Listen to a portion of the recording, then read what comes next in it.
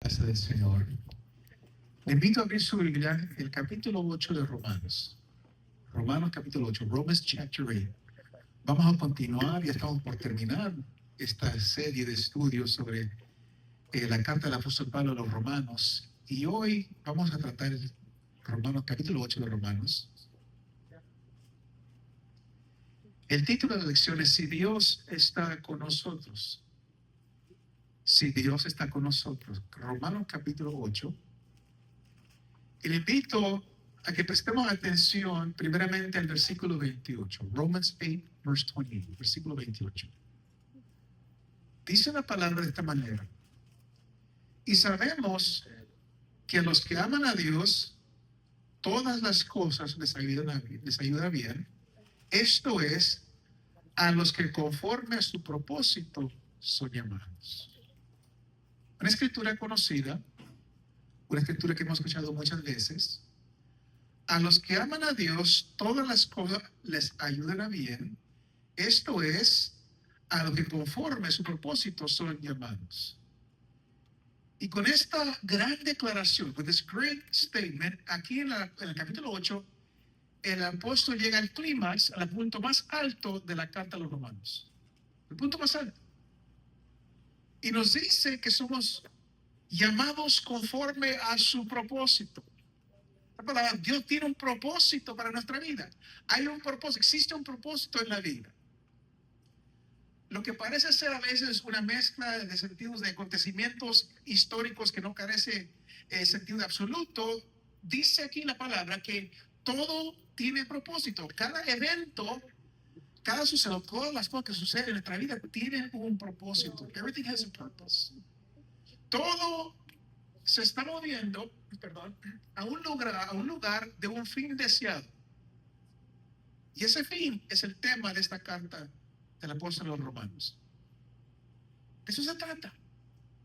Cómo Dios, a través de la historia humana, obra para cumplir su único y gran propósito perdurable. Dios tiene un propósito para nosotros. God has a purpose for each and every one of us. Y Pablo pone ese propósito en estas cortas palabras, versículo 28. Y sabemos que a los que aman a Dios, todas las cosas les ayudan bien. Esto es, a lo que conforme a su propósito son llamados. Ese propósito. El propósito de Dios es tener muchos hijos e hijas, todos que le amemos. Eso es lo que Él quiere, que le amemos. That's what the Lord wants, that we love Him, que le amemos con todo nuestro corazón. Es lo que Dios busca. Tener hijos, tener hijas que le amemos con todo nuestro corazón. Y eso nos lleva una vez más atrás a lo que Jesús dijo en Mateo 22, versículos 37 y 38. Dijo Jesús: amarás al Señor tu Dios con todo tu corazón, con toda tu alma y con toda tu mente. Este es el primero y grande mandamiento. Es el propósito de lo que el Señor busca o desea de nosotros, es que le amemos. Simplemente, that we love Him. Que le amemos. Ese es el primero y grande mandamiento, que amemos al Señor nuestro Dios con todo nuestro corazón, con toda nuestra alma, con toda nuestra mente, con todo lo que somos.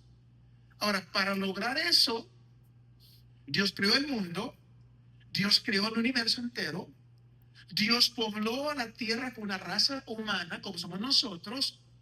Dios nos permitió que cayera esa raza humana. Y luego Dios envió a esta tierra lleno de pecado a su propio Hijo Jesucristo, su Hijo amado. Dios lo llevó a la cruz. Dios llevó a cabo la cruz y la resurrección. Y ahora Pablo nos dice una vez más en Romanos 8:28 que a los que aman a Dios, todas las cosas les ayudan bien. A los que conforme a su propósito son llamados. Una vez más, el propósito, que vemos a Dios. Es lo que Él quiere, que vemos a Dios. Entonces, en este versículo 28, tenemos una grande declaración de lo que se trata la vida. De esto se trata la vida. Vemos que el propósito de Dios es tener una raza humana, una raza de personas, sus propios hijos que le amen, que nosotros amemos a Dios. Tenemos que amar a Dios. La meta de la vida es amor a Dios. Y para lograr esto, Pablo ahora resume el proceso que Dios ha seguido. Pablo ve una vez, regresa a ver a su propia carta, la carta a los romanos, y resume en 5 breves pasos el proceso que Dios tomó para llegar a este punto. Que nosotros leemos. Versículo 29 al 30. Dice Pablo, porque los que antes conoció, aquí está el proceso, también los predestinó para que fuesen hechos conforme a la imagen de su Hijo, para que Él sea el primogénito entre muchos hermanos. Y a los que predestinó, y a estos también llamó, y a los que llamó, a esos también justificó, y a los que justificó, a estos también glorificó. 5 pasos que Dios toma, que se extienden desde la eternidad hasta la eternidad, mucho más grande que cualquiera de nuestras vidas individuales sugeriría. Entonces, sin embargo, todo esto nos trae una vez más al tema de la fe. Ahora, quiero antes de entrar en esta parte de la lección que quede muy claro que en este pasaje el apóstol Pablo no está tocando el tema o la pregunta de quién o por qué algunas personas creen y algunas personas no creen. Eso no es el tema. Ese tema, el problema de la elección, él lo aborda en el capítulo 9. En este capítulo, Pablo simplemente está describiendo lo que ya sucedió cuando como cristianos nosotros vemos hacia atrás a lo que Dios, como Dios nos trajo hasta este punto en nuestra vida. El primer paso que mencioné, Dios nos conoció de antemano. Dice el versículo 29, a los que antes conoció, no lo que antes, sino a los que antes conoció. Se trata aquí pues de la cuestión de existencia, la existencia. Nos está diciendo aquí que de el número tremendo de seres humanos que ha sido engendrado en esta tierra desde la creación del hombre, Dios sabía de antemano, desde entonces Dios sabía que usted y yo íbamos a estar aquí. En este lugar, en este punto. Así como todos los otros creyentes que nos han precedido y nos seguirán, si el Señor se tarda, a través del curso de la historia. Dios ya sabía. Dios ya sabía que usted y yo íbamos a estar en este punto. Ahora, consideremos que de todas las posibilidades, Dios vio que usted y yo seríamos aquellos que junto con todos los otros creyentes íbamos a llegar a este punto de amarlo a Él. Y cuando comenzamos a considerar esto, comenzamos entonces a obtener una comprensión de la asombrosa mente y la sabiduría de Dios desde antemano, desde antes de la creación. Dios sabía que usted y yo iban a estar aquí, vamos a honrarlo, vamos a amarlo. Sencillamente es algo maravilloso que Dios, nuestro Dios al que servimos, al que amamos, tiene la habilidad de hacer esto, de saber desde antemano, desde la creación, que ustedes estaríamos aquí. Entonces, aquí encontramos una maravillosa declaración de las Escrituras. Antes de la fundación de la tierra, Dios sabía de antemano que usted y yo iban a estar aquí, en este punto de nuestra vida. Es aquí donde comienza el apóstol Pablo. Luego Pablo dice que el siguiente paso es que Dios predestinó, versículo 29. También los predestinó. A los que antes conoció, también los predestinó. ¿Ya que? Yo sé que las personas van a decir aquí, yo sé lo que esto significa.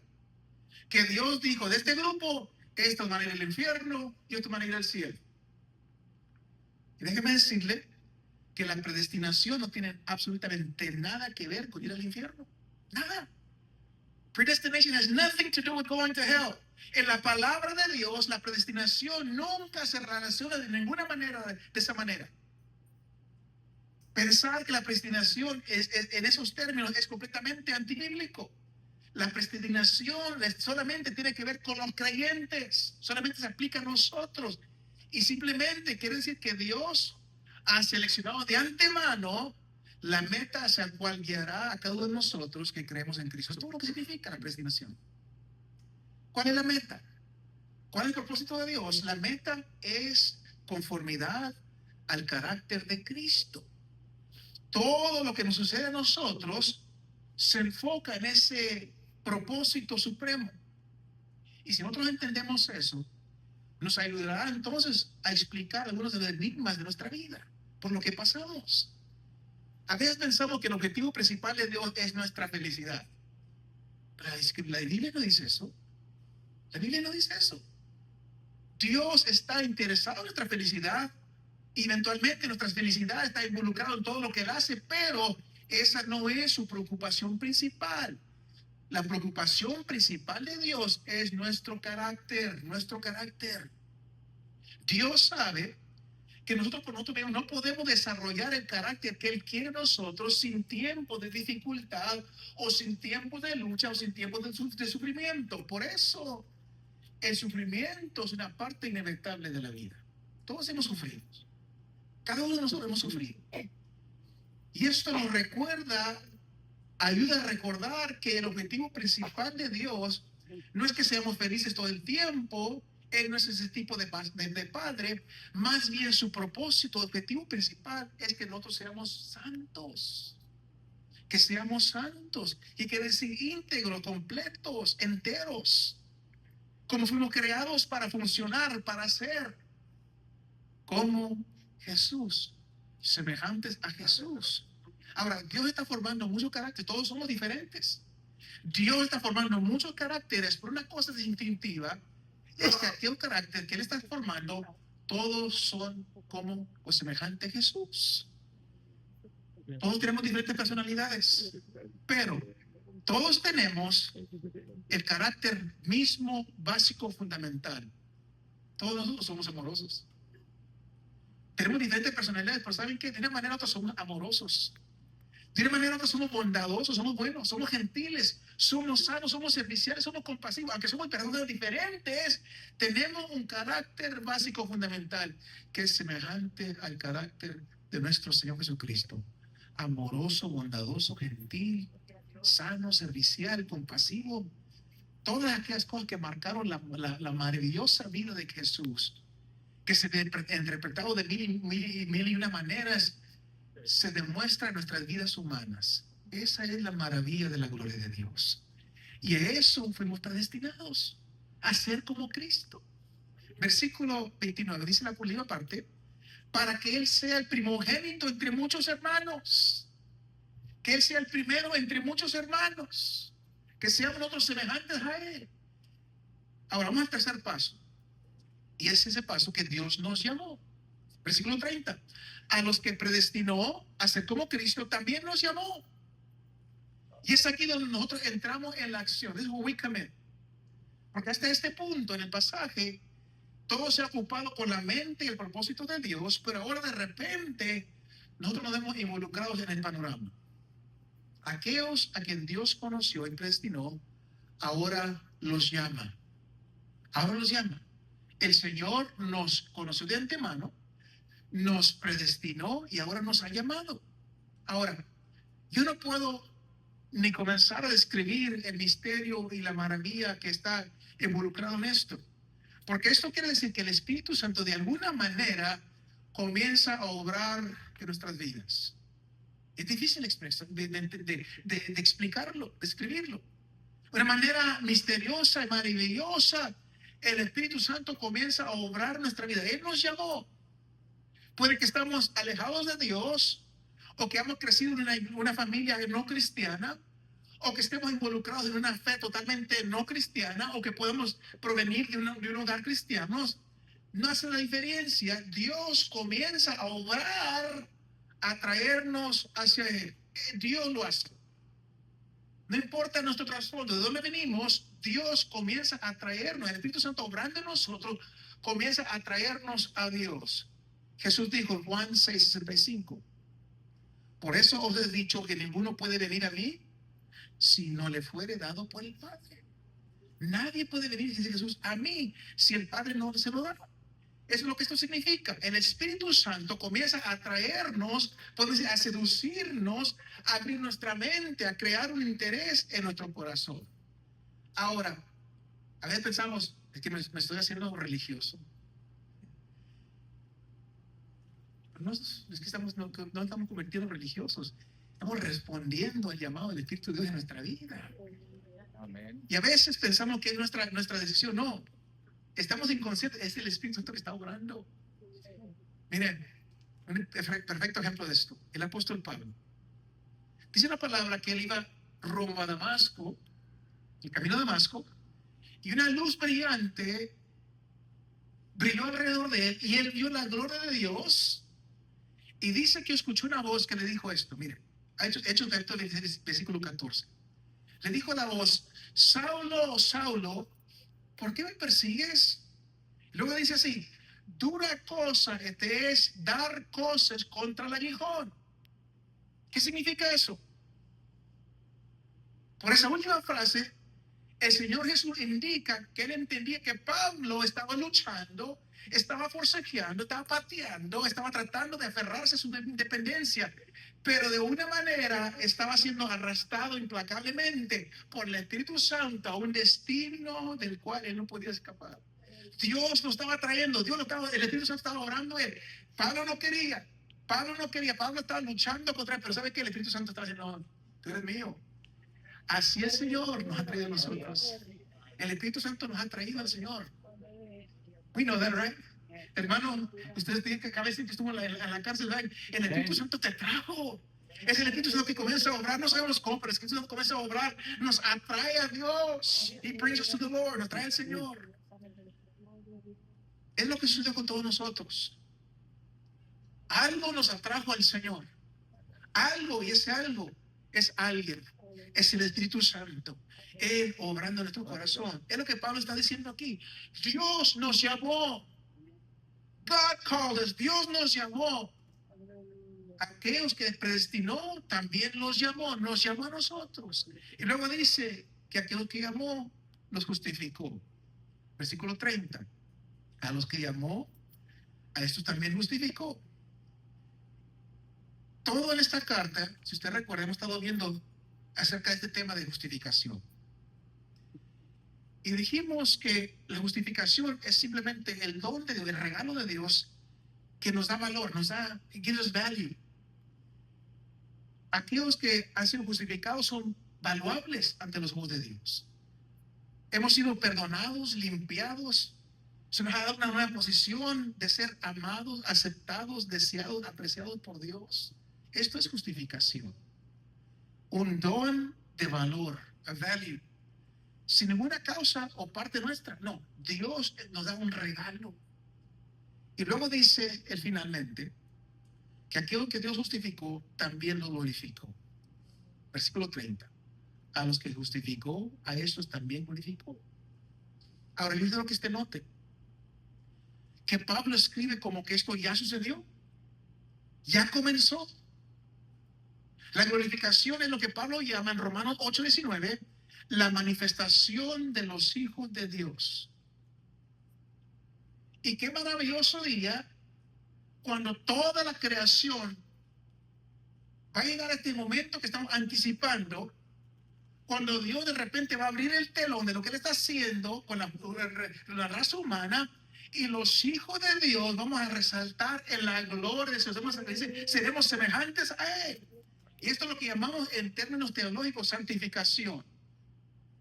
La santificación es un proceso por el cual el valor interior que Dios nos imparte, que Dios nos da a nuestro Espíritu Santo, nuestro espíritu humano, por la fe en Cristo, comienza a manifestarse en nuestra conducta.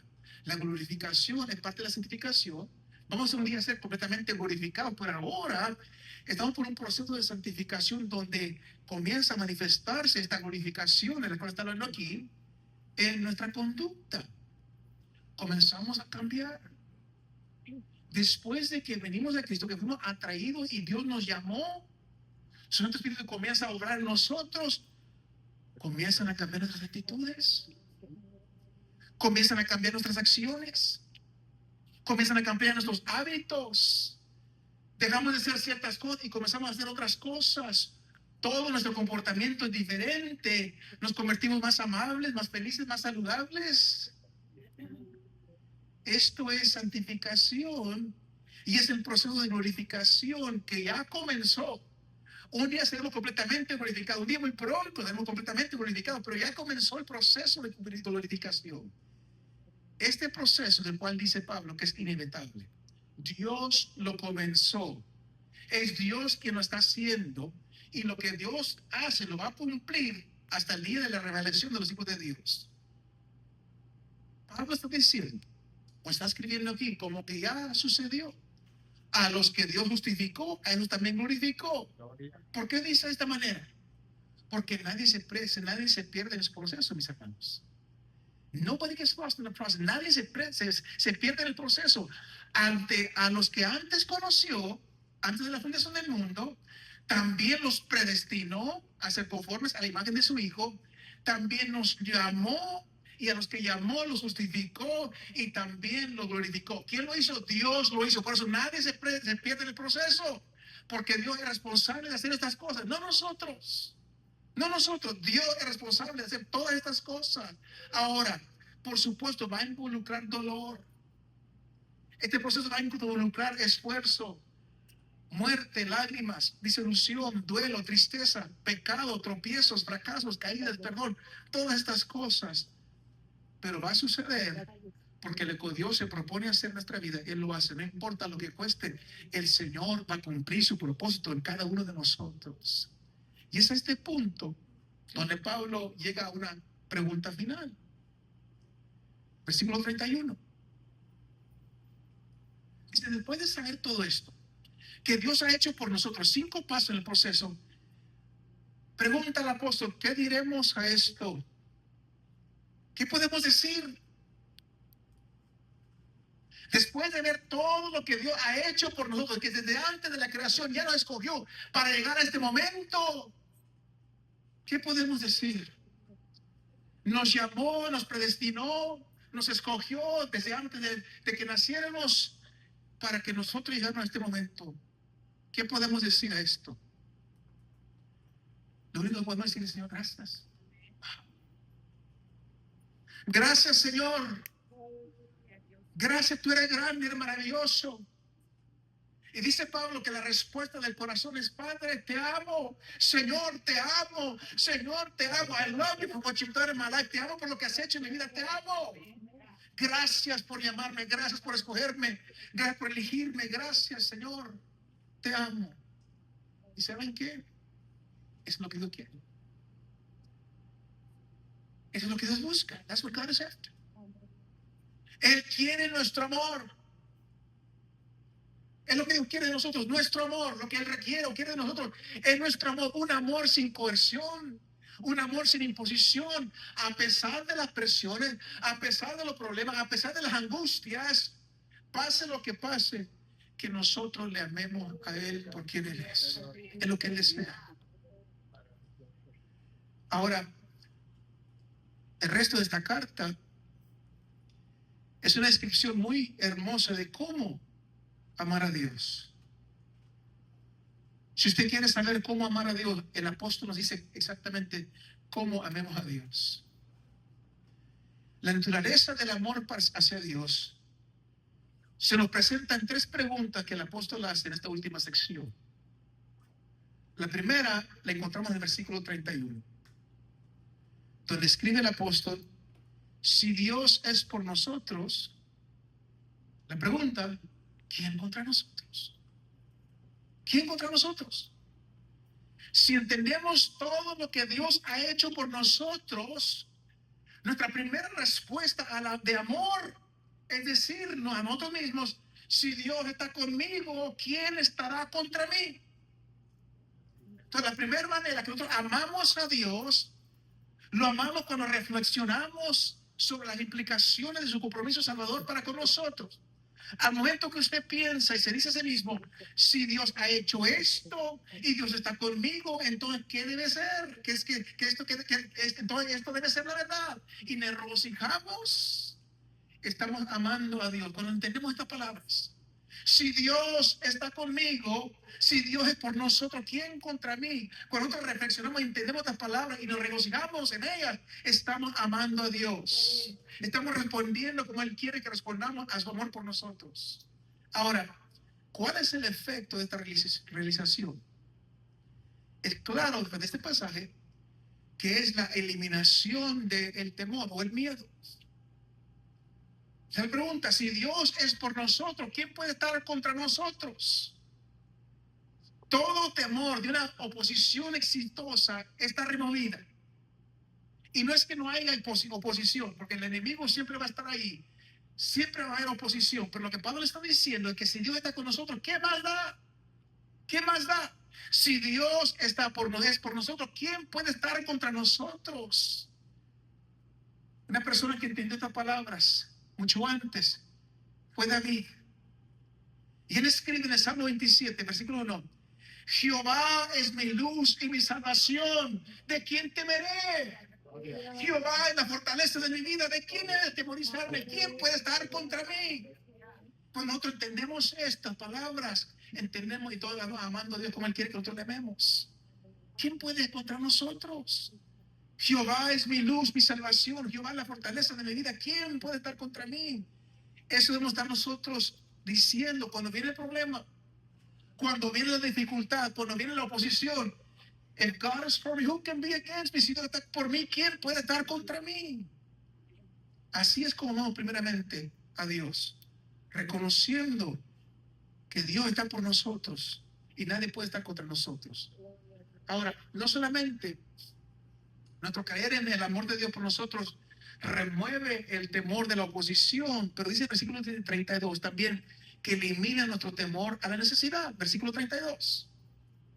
El que no escatimó a su propio hijo, sino que lo entregó por todos nosotros, le voy a hacer la pregunta, ¿cómo nos dará, no nos dará también con él todas las cosas?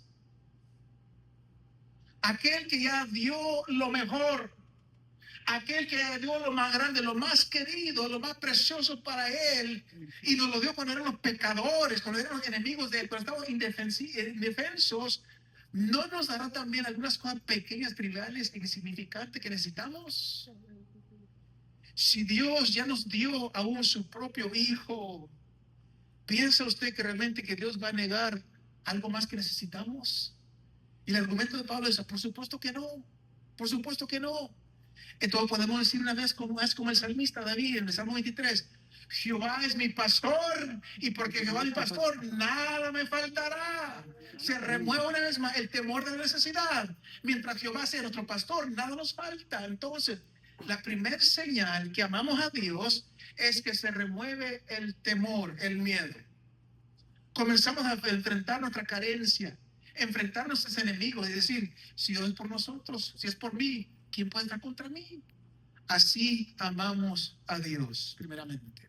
Segundo, la segunda pregunta que Pablo hace de aquellos que conocen el amor de Dios se encuentra en los versículos 33 y 34. Versículo 33 dice así, ¿quién acusará a los escogidos de Dios? Y luego responde, Dios es el que justifica. Y aquí encontramos un recordatorio de la obra que Dios ya hizo por nosotros. Entonces nosotros amamos a Dios cuando confiamos en el efecto completo de su obra por nosotros, en lo que Él ya hizo por nosotros. Una vez más, Pablo está mirando hacia atrás de su carta y tiene dos cosas grandes, dos obras grandes que Dios ha hecho. Primeramente, la justificación. La pregunta es, ¿quién acusará a los escogidos de Dios? La respuesta es, Dios es el que justificó. Entonces, ¿quién puede? ¿Quién puede acusar a los escogidos de Dios? Si es Dios quien justifica. La justificación quiere decir que nada ni nadie en ningún lugar puede acusarnos con éxito ante Dios. Ahora el enemigo, el diablo siempre está acusando, el acusador de los hermanos, siempre va a intentar acusarnos y este versículo nos está diciendo a nosotros que nosotros no debemos escuchar su voz, no escuchar sus pensamientos que nos condenan, que nos desaniman, nos hacen sentir que no hay esperanza para nosotros. Esos pensamientos van a venir, no podemos detenerlos, pero no tenemos que escucharlos, prestarles atención. Dios no nos está escuchando. El enemigo nos acusa, pero Dios no está escuchando las acusaciones. Y él se le pregunta, ¿quién puede condenarnos si Dios nos justifica? Entonces nos rehusamos a ser condenados. Ahora, no hacemos esto ignorando el pecado o tratando de cubrir el pecado o pretender que el pecado no está ahí. Lo hacemos cuando admitimos que realmente merecemos condenación, pero que Dios a través de Jesucristo ya cargó con toda nuestra culpa. Es la única salida. Es por lo que los cristianos no debemos de dudar de admitir nuestro fracaso, nuestro pecado. Hemos escuchado testimonios. Reconocemos que fuimos pecadores, pero gracias a Dios que por su sangre hemos sido lavados, limpiados, ahora estamos justificados, lo reconocemos, no somos la misma persona, somos diferentes, hemos sido justificados por Jesucristo, y cuando nosotros lo admitimos, entonces podemos enfrentar la gloria completa del hecho que Dios justifica a los impíos, y por eso, porque Dios los justifica, no hay condenación para nosotros que estamos en Cristo Jesús. Ahora, en el versículo 34, Pablo plantea la pregunta: ¿quién es el que condenará? ¿Quién va a hacer esto? Y déjeme decirle que el único que tiene el derecho de condenarnos es Jesús. ¿Y saben qué? Jesús murió por nosotros. The only one that has a right to condemn us is Jesus. And Jesus died for us. Jesús murió por nosotros. Y más que eso, resucitó en la vida y está sentado a la diestra del Padre intercediendo por nosotros. El único que tiene el derecho de condenarnos está a favor nuestro. He died for us. Resucitó por nosotros. Está sentado a la diestra de Dios por nosotros. No solamente se ha puesto a un lado toda nuestra culpa, sino que se nos imparte poder, la vida de Jesús viviendo en nosotros, su vida resucitada, disponible para nosotros. Ahora podemos levantarnos y decirle no a las tentaciones que nos rodean, no a los hábitos que a veces quieren arrastrarnos hacia abajo. Podemos tener la victoria, podemos ser victoriosos porque estamos en contacto con una persona viva, y esa es la gloria del cristianismo. Nosotros creemos en una persona viva. Nuestro Dios es un Dios vivo. Es la distinción única del cristianismo que tenemos. Cada secta, cada falsa religión siempre ofrece un tipo de experiencia, una mística, una experiencia, una sentir de paz, de libertad. Y en eso se basa. Nosotros, a diferencia de nosotros, tenemos un fundamento histórico. Tenemos la base de nuestro Señor y Salvador Jesucristo, la historia de nuestro Señor Jesucristo. Él vino, Él murió, Él resucitó. Y esos son hechos inequívocos. No se puede negar. Usted lee cualquier libro de historia real del mundo, va a encontrar que Jesucristo vino, murió y resucitó. Son hechos inequívocos. Por eso, cuando venimos a Jesús, venimos a alguien que sabemos que existe, que es. No es un mito. Es alguien real. Sabemos que Él está ahí. Y sabemos que la experiencia que nosotros estamos viviendo es algo real. Porque nuestra relación se descansa sobre una persona magnífica que es nuestro Señor y Salvador Jesucristo. Y eso nos trae a la tercera y última pregunta. ¿Cómo amas a Dios? Primeramente, como hemos dicho, le amamos recordando y confiando en el efecto completo de su obra por nosotros. Y amamos a Dios respondiendo a la pregunta en el versículo 35. Dice, escribe el apóstol: ¿quién nos separará del amor de Cristo? ¿Quién o qué puede hacerlo? ¿Habrá alguna fuerza? ¿Habrá algo que pueda venir entre usted y Jesús? Después de haber escrito sobre todo lo que el Señor hizo por nosotros para amarnos, para que nosotros le amemos a Él, el apóstol hace esta pregunta: ¿habrá algo que pueda separarnos del amor de Cristo?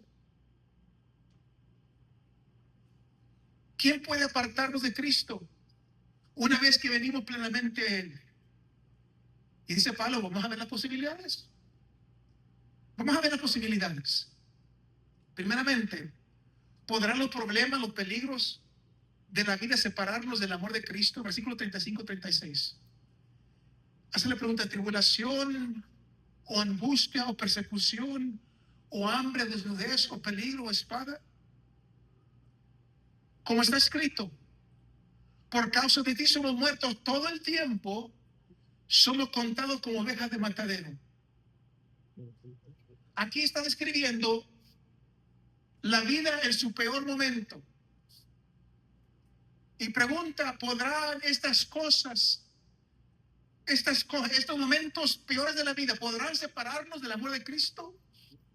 La tribulación se refiere a las catástrofes, a los desastres. ¿Será la angustia la causa? La angustia se refiere a lugares estrechos por los cuales vamos a pasar a veces. La persecución, es decir, el daño que nos inflige por ser cristianos. ¿Será el hambre, la falta de comida o el dinero la causa? ¿Será la desnudez, la falta de ropa?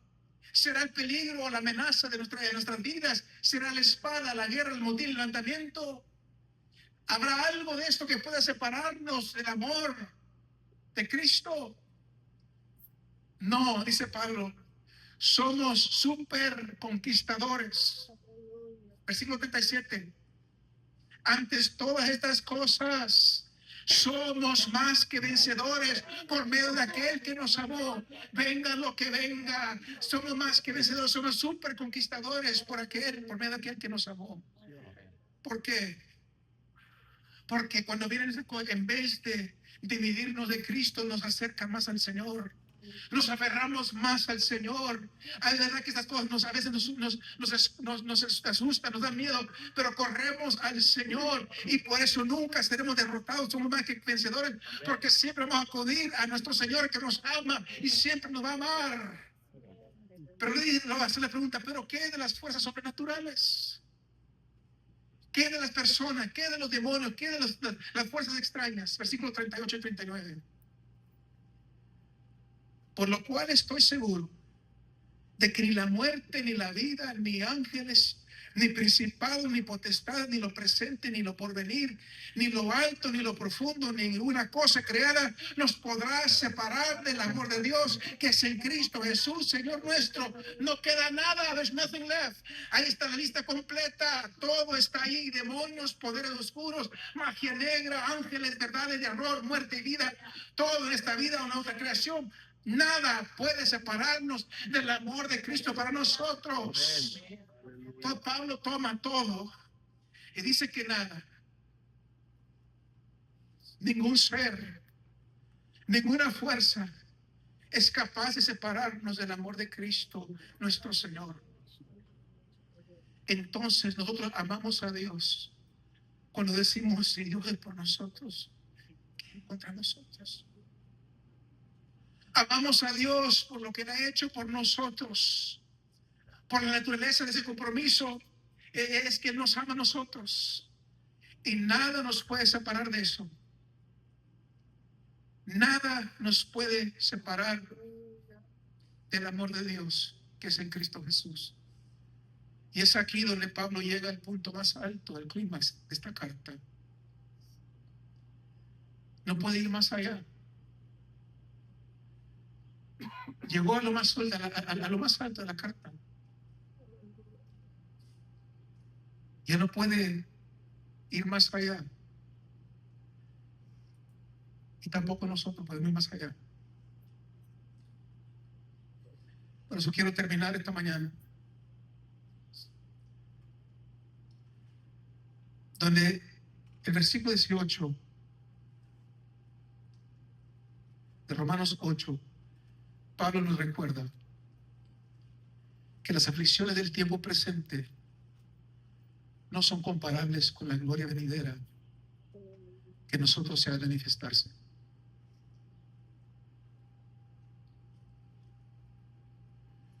Sin duda, en esta vida van a venir muchos momentos de dolor. En esta vida vamos a pasar momentos de tribulación, de prueba. En esta vida vamos a derramar muchas lágrimas. Pero dice aquí la palabra que nada de esto es en vano. todo nos está preparando para la gloria. La creación gime, nosotros gemimos, pero el Espíritu intercede por nosotros. Y Dios obra todas las cosas para el bien de quienes lo aman. Nuestra esperanza está anclada en el pronto regreso de nuestro Señor Jesucristo. La pregunta no es si Él regresa, Él va a regresar. Pero la pregunta para nosotros esta mañana es, ¿cómo estamos viviendo? How are we living? ¿Estamos viviendo como ese día, como si ese día es un día real? Are you living as though that day is a day that is real? Tristemente, muchas personas quieren la corona sin la cruz. Quieren la gloria sin el gemido. Quieren el consuelo de Romanos 8:28 sin el llamado de Romanos 8:29, que seamos conformados a la imagen de su Hijo.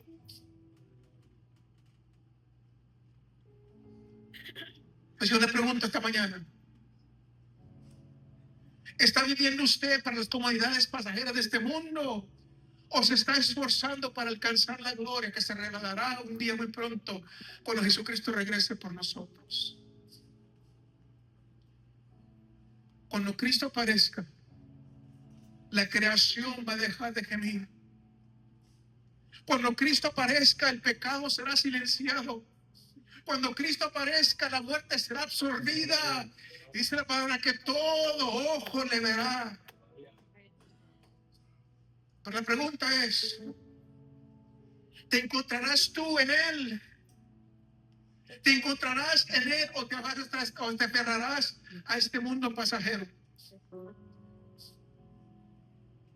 Mi deseo es que nadie salga de este lugar esta mañana solamente siendo reconfortado por la promesa de la palabra, sino que también la palabra nos desafía esta mañana. That the word challenge you this morning, que la palabra te desafía esta mañana.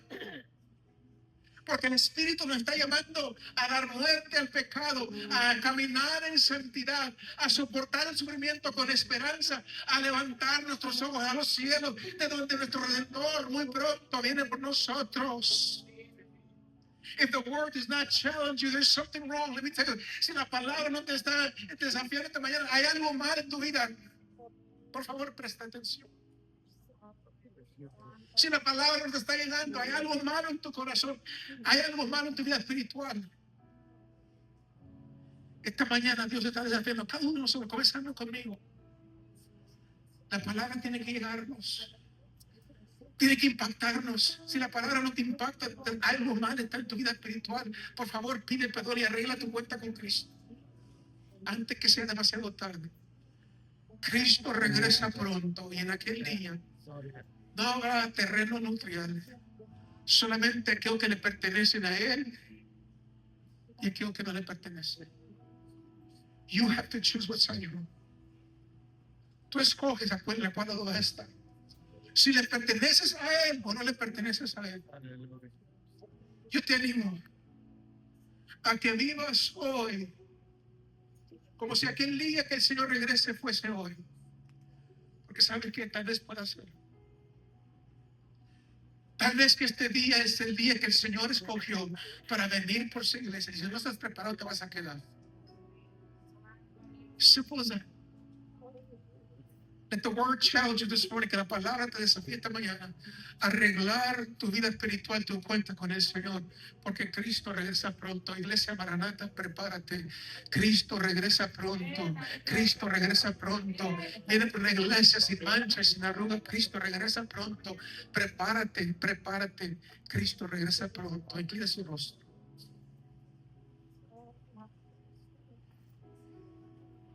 Gracias por tu palabra.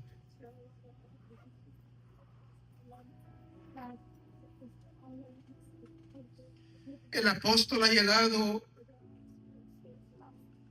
al clímax de esta carta, detallando lo que nos ha dicho a través de esta carta de los romanos, del amor de Dios para con nosotros. Desde antes de la fundación del mundo, fuimos escogidos. Fuimos seleccionados, fuimos llamados para llegar a este punto de nuestra vida, a este momento en el cual tenemos la dicha, la bendición, el honor de conocer a Jesucristo como Señor y Salvador de nuestra vida. Y conocer ese amor para con nosotros. Tu palabra esta mañana es clara, que dice que no hay nada que puede separarnos del amor de Cristo para con nosotros. No hay nada. Y la obra que Él ha comentado en nosotros, Él la va a completar. Mientras nosotros esperamos ese glorioso día, Señor, permítenos amarte de la manera que tú mereces, que tú anhelas, que esta palabra la entendamos en nuestro corazón, que no hay nada que pueda separarnos, ningún problema, tribulación, ninguna cosa, ningún evento en nuestra vida, todo tiene propósito y todo para nuestro bien, porque te amamos a ti, tú nos amas a nosotros.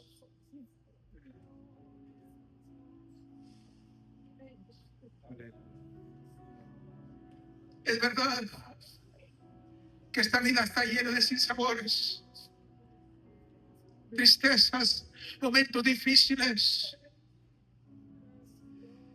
Pero gracias por tu palabra, nos recuerda que todo lo permites con un propósito. Todo lo permites con un propósito, porque tú nos amas y nosotros te amamos a ti. Ese propósito es ser semejantes a Jesucristo, reflejar a Cristo en nuestra vida y amarte a ti como Cristo, tu Hijo, te amó. Podamos nosotros amarte con todo lo que somos, con todo lo que somos, amarte de la manera que tú mereces, que tú deseas, que tú anhelas. Un amor verdadero, un amor auténtico, un amor genuino, sea para tu honra y tu gloria. Padre celestial, gracias por esta bendición de poder compartir esta palabra con tu pueblo, con tus hijos. Espíritu Santo, permite que esta palabra llegue, impacte cada vida, cada corazón, cada persona. Tú conoces su necesidad, tú conoces su condición. Que esta mañana, Señor, salgamos de este lugar gozosos, alegres por la promesa que tenemos, pero también desafiados para vivir en santidad, para vivir una vida que te agrada. Soportar el sufrimiento con esperanza, puesto nuestros ojos en el cielo, de donde viene muy pronto nuestro Salvador Jesucristo. Te amamos, te adoramos y te bendecimos. Gracias por tu palabra, Padre. En Cristo Jesús. En Cristo Jesús nuestro Señor. Te adoramos, Señor.